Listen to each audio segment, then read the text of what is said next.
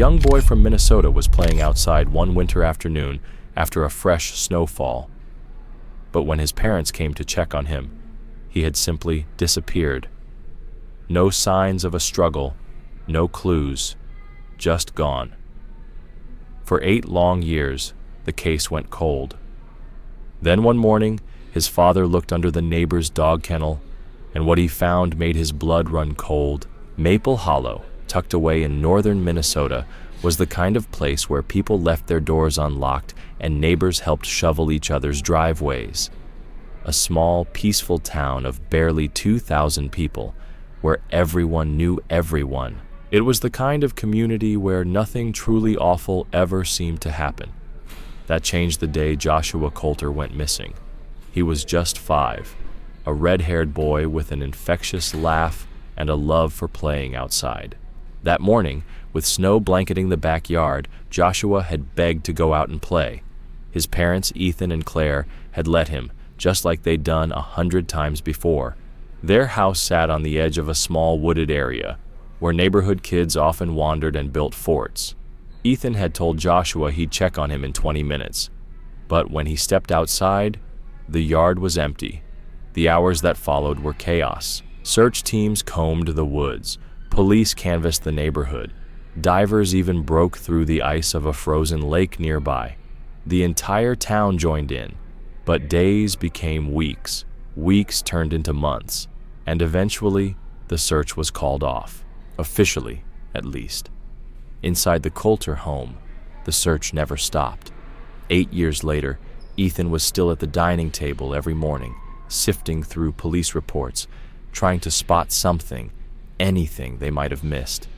His wife, Claire, kept herself busy around the house, clinging to any sense of normalcy she could find. Their home hadn't changed in nearly a decade, almost like it was frozen in time, waiting for Joshua to walk back through the front door. That morning, the doorbell rang. Ethan stood up, pulling on his sweater, and opened the door to find their neighbor, Harold Stevens, standing on the porch. A quiet man in his late 40s with silvering hair, Harold had lived across the street for more than 20 years, but after a robbery took his wife and son a decade ago, he rarely came out anymore. "Hey, Ethan," Harold said. "Sorry to bug you, but last night's storm knocked over part of your fence again. It fell onto my side." Ethan started to apologize, but Harold cut him off. "No worries. I already took care of it. Had my tools out anyway." Ethan blinked, surprised. "You didn't have to do that." Harold shrugged it off. "Wasn't a big deal." They chatted a minute longer, Harold keeping things vague when Ethan asked what he was working on. Then he headed back across the street. As Ethan closed the door, Claire came in from the backyard, cheeks pink from the cold. "Was that Harold?" she asked. "Yeah," Ethan replied. "Fence blew down again. He fixed it." Claire gave a small smile. "We should invite him over. It's been years since we had anyone for dinner. Might be good to reconnect." Ethan hesitated. "I don't know, Claire. I was planning to go through those new reports the detective sent. I'd rather stay focused on that." She looked at him with quiet sadness. "Ethan, we've spent 8 years living in silence. We can't shut out the whole world forever." And deep down, he knew she was right. Claire glanced out the window, then looked back at Ethan. "You know," she said gently, "Harold's been so distant since he lost his wife and son in that home invasion 10 years ago. Can you imagine living alone all that time? He must feel completely cut off." She placed a hand on Ethan's shoulder, her voice soft but certain. "Maybe it would be good for all of us to sit down together. We've each lost something. Maybe it's time we stop grieving alone." Ethan looked over at the stack of reports still spread across the table. Maybe Claire was right. Maybe they both needed a small return to normal life. "Okay," he said after a pause. "I'll go invite him for dinner tonight." Claire's smile said everything. It had been far too long since he'd seen her face light up like that. Bundled in his jacket, Ethan stepped into the sharp chill of the Minnesota winter. Snow crunched under his boots as he crossed the road to Harold's house. It was a modest home, 2 stories like most others in the neighborhood, but more worn down. The paint had started to peel, and the driveway hadn't been cleared in a while. He knocked once, waited, then knocked again, louder. Nothing. Just as he was about to turn and leave, he heard something. Faint thuds coming from the backyard, like hammering. Curious, Ethan followed the sound around the side of the house, snow swallowing his steps. "Harold?" he called. "It's Ethan," from across the street. He found him crouched in the old dog kennel at the far end of the yard, doing something just out of sight. When Harold heard his name, he froze briefly, then backed out of the kennel, brushing snow off his sleeves. "Oh, Ethan, sorry, didn't hear the knocking." "No worries," Ethan said, though he noted how quickly Harold had moved to block the small structure. "Didn't know you still kept this old dog house. It's been years since you had a dog, right?" "Want a hand tearing it down?" Harold gave a short, hesitant laugh. I like having it around. Reminds me of Rex. He was a good dog." Ethan nodded. Everyone held on to different things when dealing with loss. That made sense. Then Harold gestured to a newer structure nearby, partially built. "Actually, I've been thinking of getting another dog. Been working on this new kennel when I get the time." Ethan raised his eyebrows. "Still building in this cold? That's dedication. I used to breed dogs a while back, more as a hobby than anything serious. Know what breed you're thinking of?" Harold shrugged. "Haven't decided yet. Maybe a pup, maybe something mid-size."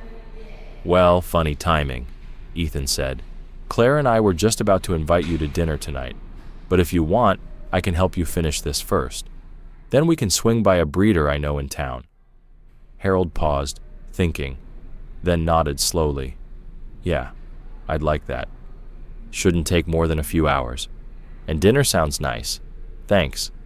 As they spoke, Ethan noticed Harold glancing back toward the old doghouse now and then. It wasn't obvious, but something about the way he kept shielding it with his body, the way he cut off certain topics, felt a little strange. Still, Harold had always been private, especially after what he'd been through. Maybe this was just awkwardness, or maybe it was just the unfamiliar sight of a man who hadn't changed anything for years suddenly planning for a new dog, building out in a snowstorm like he was in a rush. "Well," Ethan said, stepping back, "come by when you're ready to check out the breeder, and dinner's at 6. "I'll be there," Harold said, already turning back toward the kennel. As Ethan crossed the street again, a quiet unease settled in his chest. Nothing Harold had done was overtly concerning. He'd been polite, even grateful, but something didn't sit right. Maybe it was the timing. Maybe it was instinct. Or maybe it was just the oddness of seeing life begin again in a house that had seemed stuck in the past. He shook it off as he reached his front door and kicked the snow from his boots. Claire looked up from the living room where she'd been tidying the couch. "He said yes," Ethan told her, hanging up his coat. "Dinner at 6. Her eyes lit up. "That's wonderful." "And get this," Ethan added, "he's planning to get a dog, building a whole new kennel out there. I offered to help finish it and take him to a breeder I know." Claire paused, surprised. "After all these years? That's actually really nice to hear. Maybe he's finally ready to open up again. You see, I told you, he's probably just been feeling lonely. And getting a dog? That's a good sign." It felt like the first real step toward healing. Ethan returned to the dining table, glancing at the folders filled with police reports. "I guess it makes sense," he muttered, almost to himself. "Just didn't expect it. He's kept that old doghouse for so long, almost like a memorial." From the kitchen, Claire's voice floated back calmly. "Everyone has their own way of moving forward. Speaking of which, we need groceries. I want to make something special tonight, but we're out of just about everything." Ethan sighed quietly, staring at the reports. He'd hoped to spend the morning combing through the latest leads, organizing notes before the week got hectic again. "Would you mind picking things up?" he asked. Claire reappeared in the doorway, wiping her hands. "I'd rather stay and clean." You know I'm not great at driving in this weather, and it's freezing. I'd have to walk or wait for the bus. Ethan looked at her face. There was hope there, small but real, and guilt tugged at him. She'd asked for so little over the years, and she was the one who'd pushed for this dinner, a step toward something normal. "Okay," he said gently. "I'll take care of it. I've still got time before Harold's ready for the breeder anyway." Claire smiled with quiet gratitude, then started jotting down a list while checking the fridge and pantry. Ethan grabbed his coat and shovel, clearing a path to the driveway before warming up the car. His breath swirled in the freezing air as he waited for the engine to heat. Just as he was about to pull out, he saw Harold walking across the street. "Ethan!" Harold called, stepping up to the driver's side window.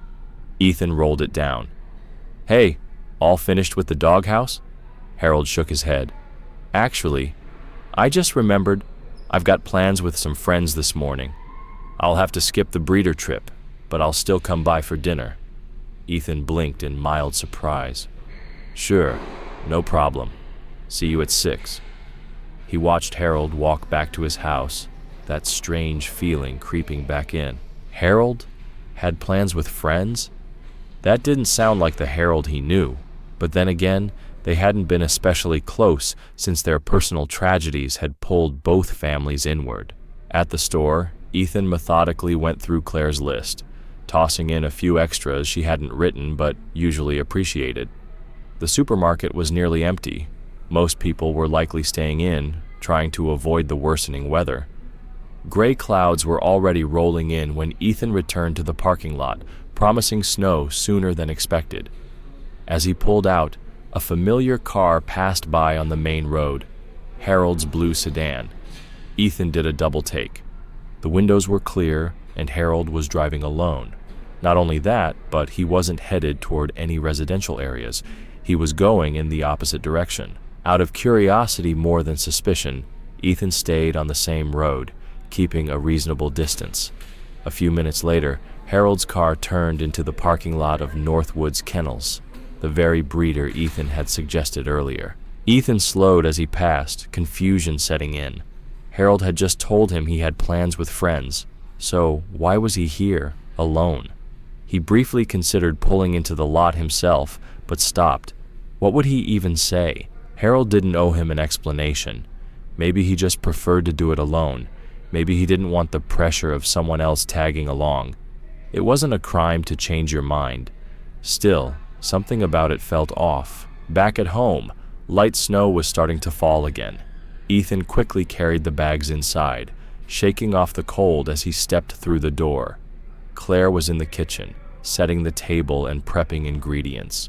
"You're back fast," she said, taking one of the bags. "Not much traffic," Ethan replied. Then, casually, "I actually saw Harold at the kennel, on my way back." Claire paused, frowning. "I thought he said he had plans." "He did. Told me he was meeting friends this morning, but he pulled into Northwoods alone." She unpacked in silence for a moment. "Well, it is odd, but maybe it's none of our business. Maybe he just changed his mind and didn't want to feel pressured." "Maybe," Ethan said. But the unease remained. As they put groceries away, Ethan glanced out the kitchen window and froze. "He's back," he muttered. Harold's car had just pulled into the driveway across the street. Ethan watched as the trunk popped open. Harold stepped out and lifted a large metal dog crate. Inside, a German Shepherd. From that distance, Ethan couldn't see the animal clearly, but the shape and coloring were unmistakable. Claire came up beside him at the window, peering over his shoulder. "A German Shepherd?" she asked. "After all these years?" Ethan nodded slowly, eyes narrowing. "Yeah," he said quietly. "That's what it looks like." "That was fast?" Claire said, watching through the window. "He must have really connected with that dog. I guess love at first sight isn't just for people." Ethan gave a faint smile, echoing her thought. "Maybe, but something doesn't sit right. I used to breed dogs myself, and those adoptions usually take time. Paperwork, temperament checks, it's rarely that quick." He was in and out like it was a drive-through. Outside, Harold struggled to drag the kennel across his snowy yard, the dog shifting inside, making the task harder. Ethan squinted. "He looks like he's having trouble. I should go help." Before Claire could answer, Ethan was already out the door. He crossed the street quickly, calling out, "Need a hand with that?" Harold's head jerked up. For a second, his face looked almost startled. No, I'm fine," he snapped, sharper than the situation called for. "I'll see you this evening," he added abruptly, clearly signaling the conversation was over. Caught off guard by the response, Ethan hesitated. "All right, if you're sure." Harold nodded without looking back, focusing again on the kennel. Ethan turned and walked home, that uneasy feeling stirring in his chest again. What was it exactly?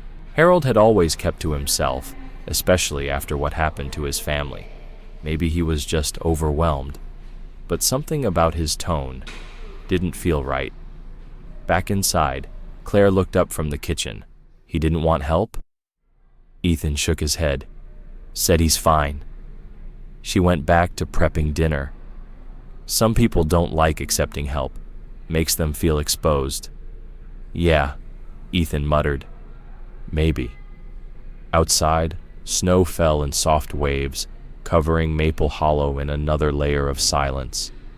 Ethan returned to the pile of reports on the dining table. It had been a while since he had time to go through the case again. Most leads still led nowhere. One report mentioned a possible sighting nearly 200 miles south, but the description didn't quite match. Another hinted at a child enrolled in a Montana school under a different name. But again, it turned out to be a false lead. 8 years of searching, and still nothing. He rubbed his temples, pushing through the familiar ache of disappointment. By the time the sun began to set, the aroma of Claire's cooking filled the house. Roast with vegetables, warm rolls, and apple pie cooling by the window. It was more than just dinner. It was a gesture of hope. "Do you think he'll show?" Ethan asked, helping set the table. "Why wouldn't he?" Claire asked, laying out the napkins. "I don't know. He's been off today. That change of plans, how tense he got when I offered to help with the kennel." Claire gave him a calm glance. "Maybe he's just nervous. He's been alone for a long time. Let's give him a little grace." At exactly 6 p.m., the doorbell rang. Harold stood on the porch, snow dusting his shoulders, holding a bottle of wine. "Hope Red's okay," he said, handing it to Ethan. "Perfect. Thanks," Ethan replied, stepping aside. "Come on in. Warm up." Claire greeted him kindly, taking his coat and offering a drink. Despite the initial awkwardness, the evening slowly found its rhythm. Talk of weather, town gossip, nothing too deep, just enough to settle into comfort. Midway through the meal, Ethan finally asked, "So, how's the new German Shepherd settling in?" Harold's fork paused midair. Ethan noticed his shoulders tighten ever so slightly. "He's adjusting," Harold said, still a bit nervous. "New place, you know," Ethan nodded, playing it casual. "I saw you on the road earlier, heading to the breeder, right after you said you had other plans." Harold's eyes flicked toward him, just for a second. "Yeah, my friend bailed last minute. I figured I'd go anyway. Didn't want to wait." "Yeah, makes sense," Ethan said, sipping his wine. "I was just surprised. Usually those visits take a while, but you were in and out pretty fast." Harold shifted slightly. "I had everything set up ahead of time, just had to pick him up." It was a reasonable answer, but Ethan remembered what Harold had said that morning, how he hadn't decided on a breed yet. And now, here he was with a purebred shepherd, like it had all been planned. And then there were the other signs. Harold's tense body language, the way he avoided Ethan's eyes, the slight tremor in his hand when he reached for his glass. Something wasn't right. Claire, sensing the tension in the room, gently steered the conversation elsewhere. "Harold," she said softly, "Ethan mentioned what happened to your wife and son. I'm so sorry. We know what it's like to lose family." Harold's face softened, just slightly. Yes, it's been difficult. Being alone for this long takes a toll. Claire nodded. After Joshua disappeared, But she didn't finish the thought. Harold's expression changed abruptly. He turned to the window where the snow had begun falling harder, his gaze fixed and uneasy. "I'm sorry," he interrupted, his voice tight. "I think I should check on the dog. The weather's picking up, and with everything being new, it might be stressed." He stood so suddenly his chair scraped loudly against the floor. "I left it in the kennel. Forgot to bring it in before I came over." Ethan looked out at the thickening snow. "You're right. The wind's getting stronger. Do you want help bringing it in?" "No," Harold said quickly. Too quickly. His tone was sharp, almost anxious. "It's a German Shepherd, still adjusting. Might not take kindly to strangers. I'll handle it." Claire stood too. "Of course. Just make sure the dog's okay. Don't worry about rushing back." Harold gave a quick nod, already heading for the door. He didn't even take his coat. After he left, Ethan and Claire sat in silence for a moment. The energy in the room shifted. Ethan broke it first. "That was strange." Claire shrugged, pouring more wine into their glasses. "He's just worried about the dog, that's all." "Maybe," Ethan muttered, though doubt lingered in his voice. The evening dragged on. Outside, snow continued to fall in heavy, quiet waves. Inside, Claire's pie remained untouched on the counter. Time passed, and Harold didn't return. Claire glanced at the clock. "It's okay if he doesn't come back tonight. The dog's probably still unsettled." She began clearing plates, then stopped, frowning. "Wait, his coat's still here." Ethan stood. "I'll bring it to him."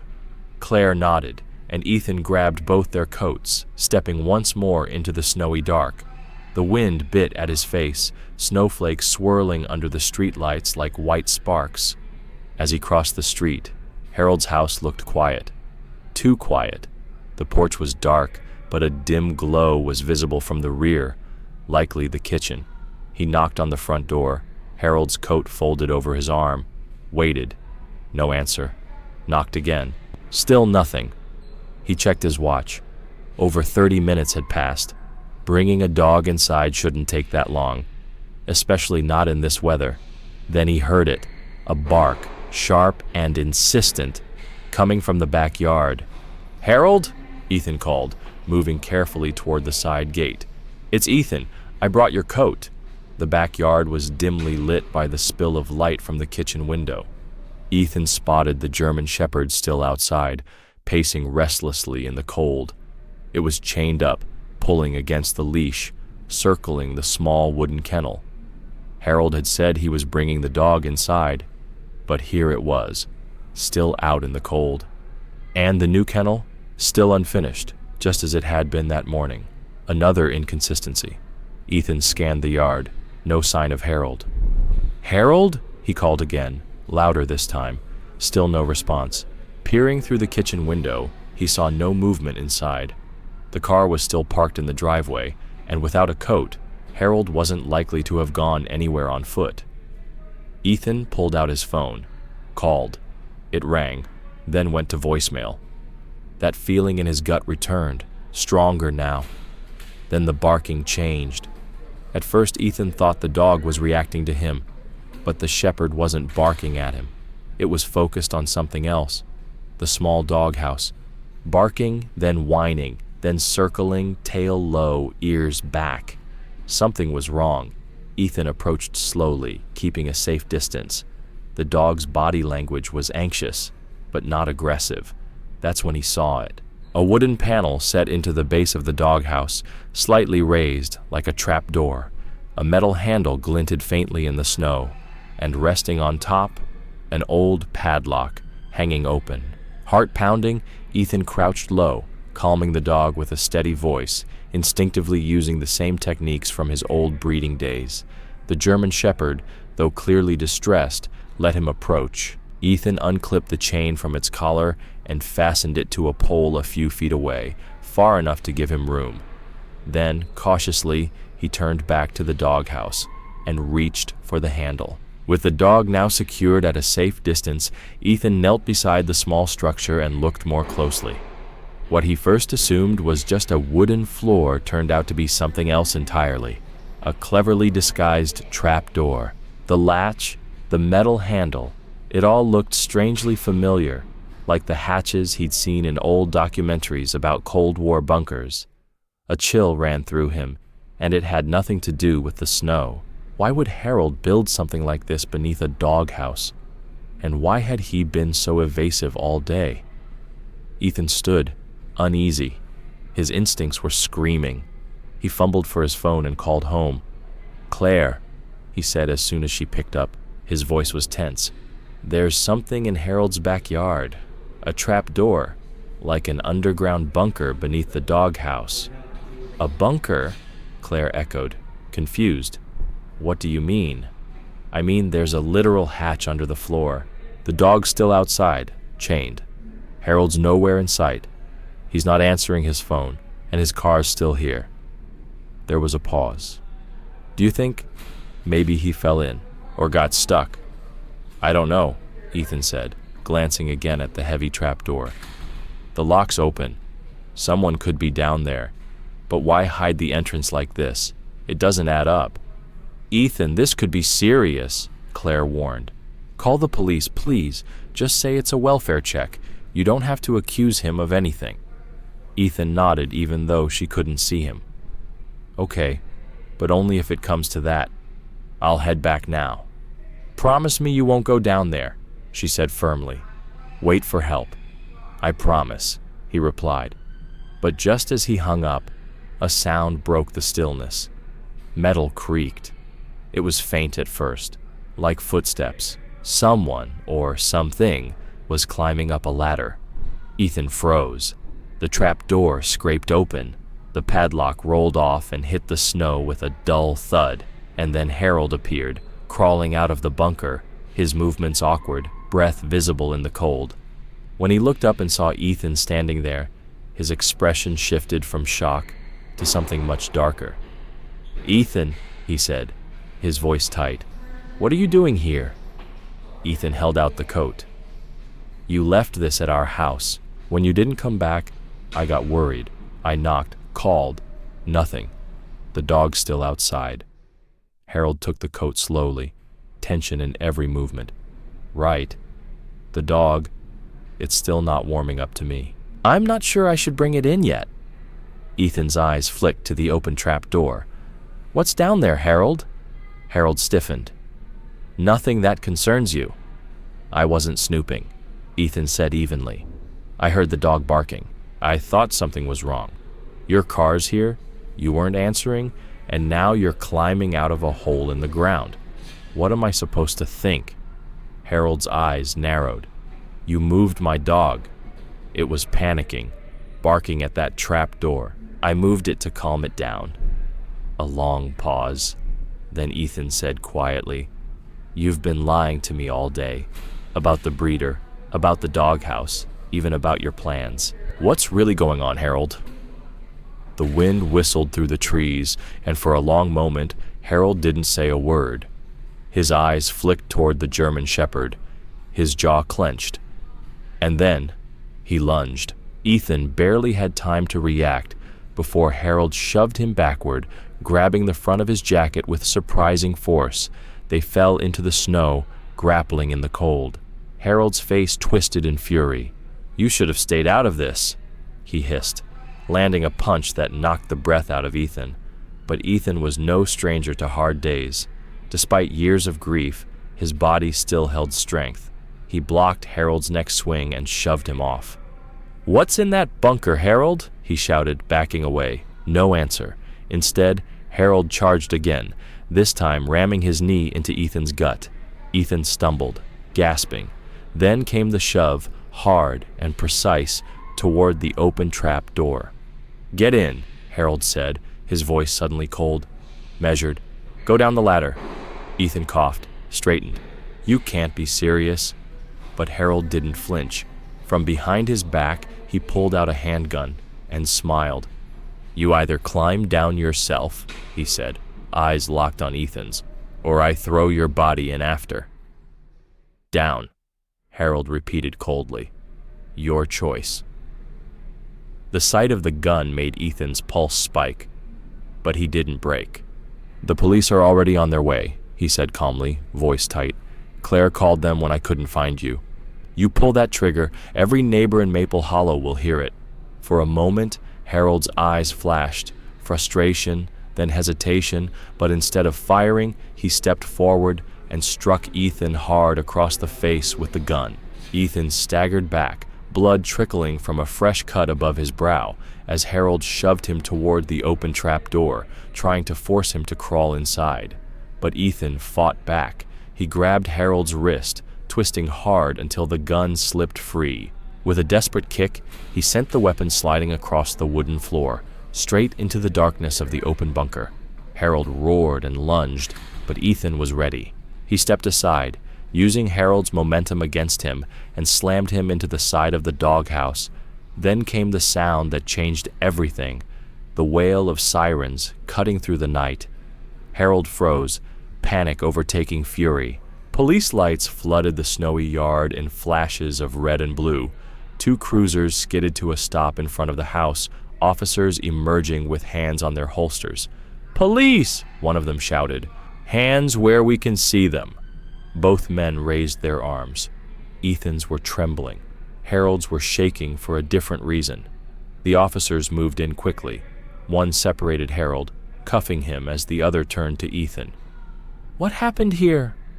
Before Ethan could speak, Claire came rushing up the driveway, having followed the police from their home.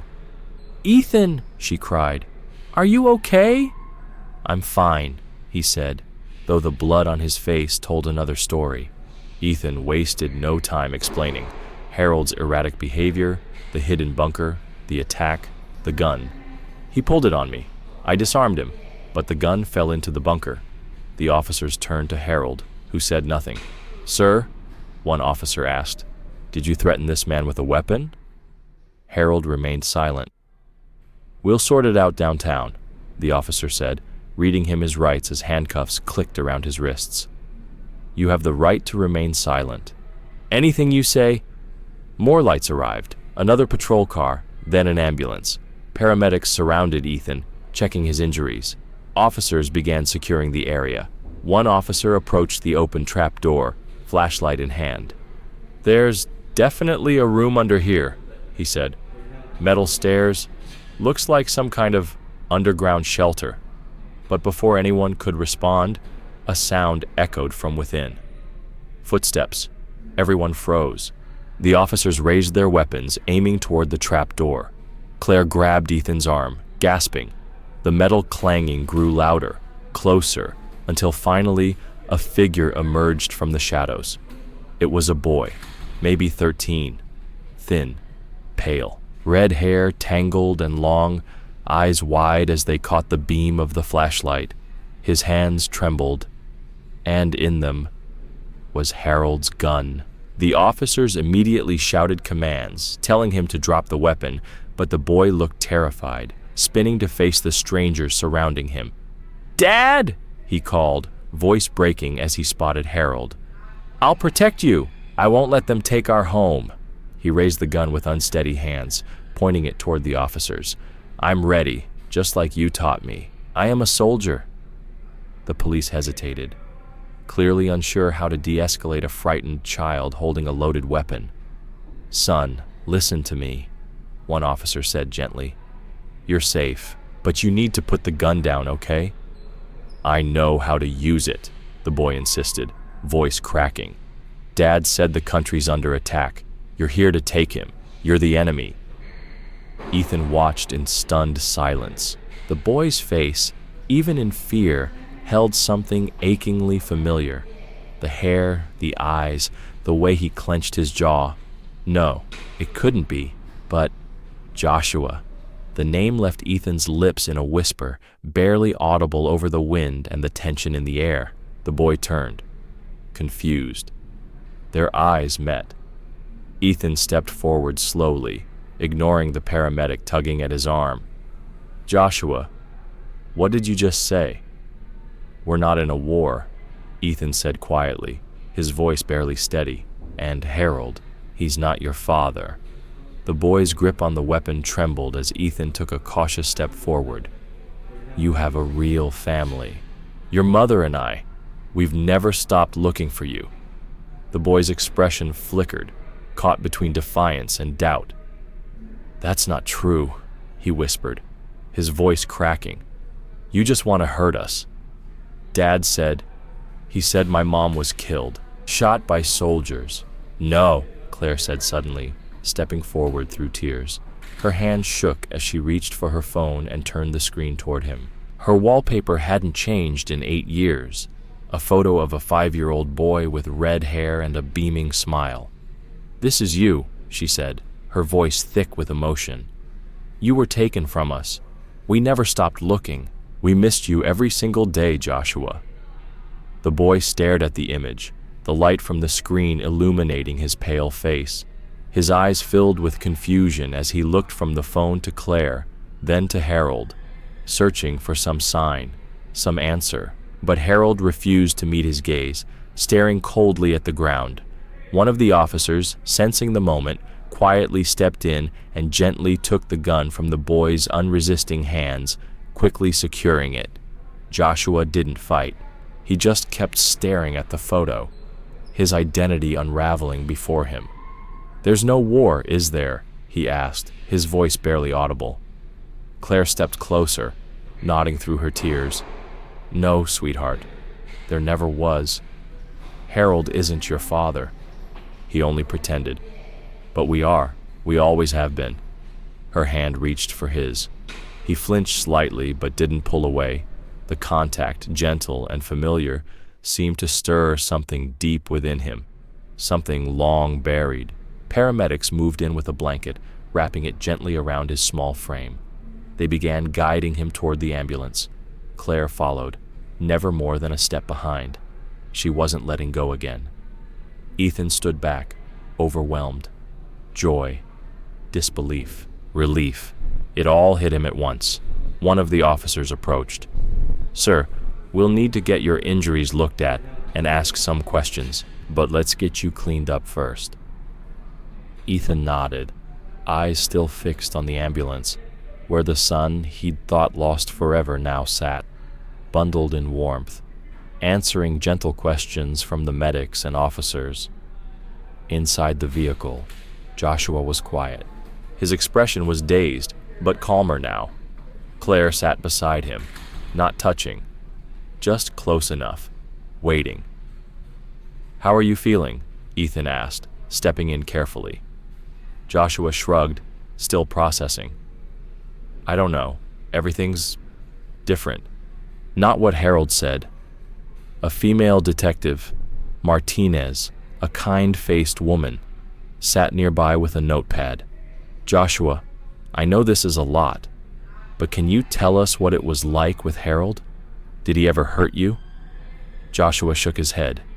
Not really. He just trained me a lot. Physical stuff. Drills. He said I had to be ready to survive without him.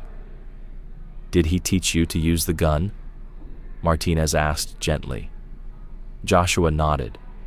Said I needed to protect our home, that the war would last a long time. He told me to stay hidden if something ever happened to him.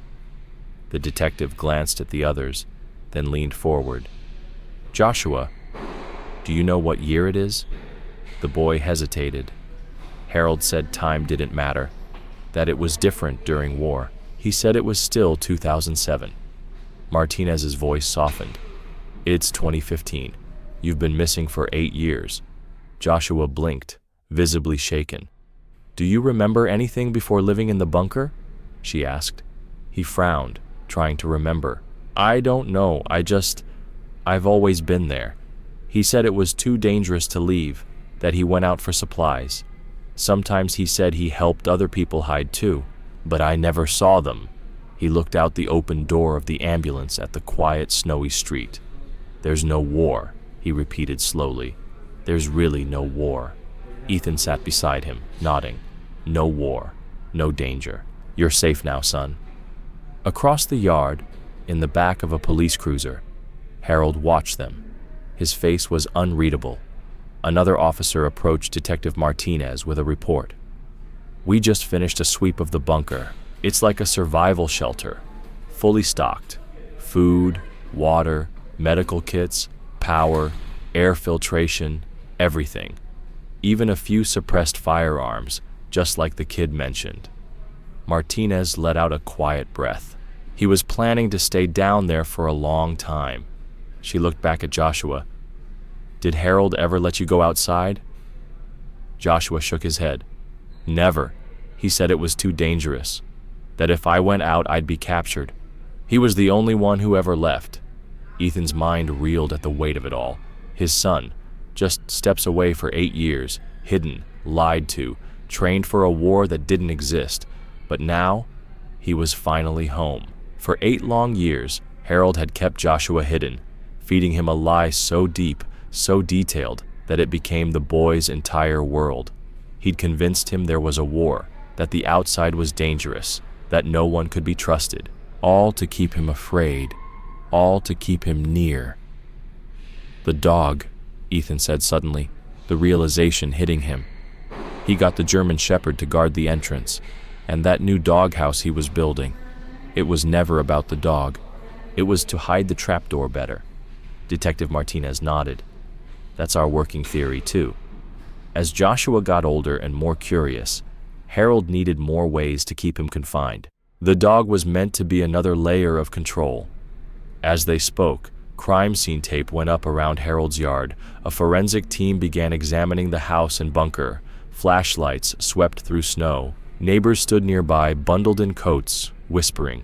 Eventually, the paramedics recommended that Joshua be taken to the hospital for a full exam.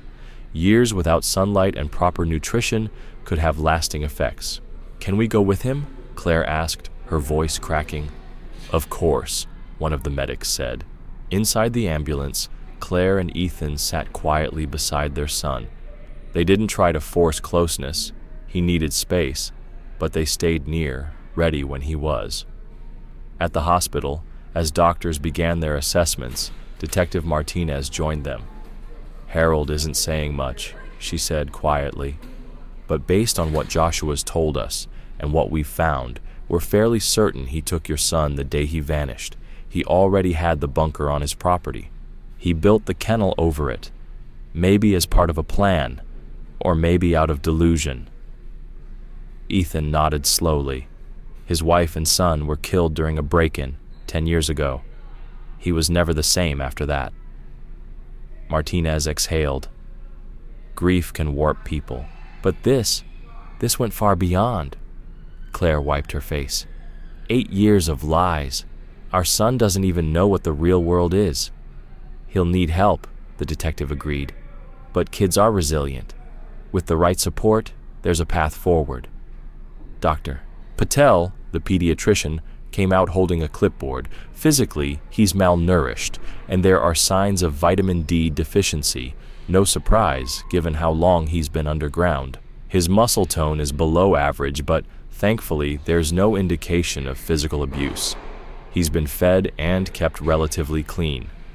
Claire let out a sob of relief, and Ethan held her close. "Can we see him?" he asked. Dr. Patel nodded. "Yes, but please understand, he's still trying to process everything. He's asked a few questions about you, which is a good sign. Just take it slow." When they entered the room, Joshua was sitting upright in bed, wrapped in blankets, looking small and overwhelmed. Claire stopped a few feet from the bed. "Hi," she said softly. "Hi," he replied, studying her closely. "Are you really my mom?" Claire nodded, tears welling again. "And you're my real dad?" he asked, turning to Ethan. "Yes," Ethan said gently. "We never stopped looking for you." Joshua looked down. "Harold said my mom was gone. He said the world outside hated us. Why would he lie?" Ethan glanced at Claire, then spoke carefully. "He lost his family a long time ago. I think he was broken by it, and he tried to create something that wasn't his to build. He was very wrong to take you. Joshua's voice was barely a whisper.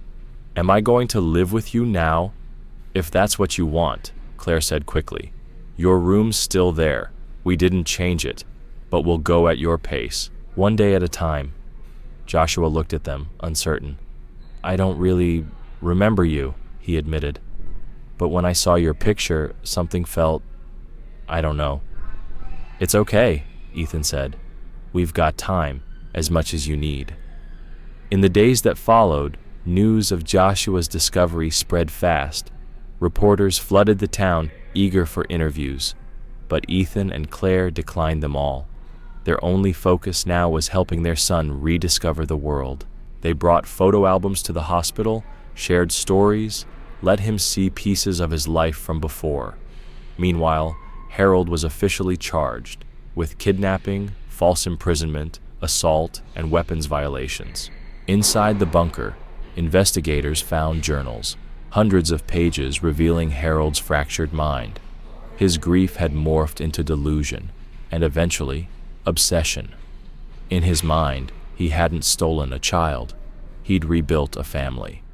Watching Joshua now, Ethan felt a storm of emotion. Pain for what was stolen, gratitude for what was restored. The road ahead would be long. Healing would take time, but for the first time in 8 years, they weren't searching anymore. They were home, together, whole.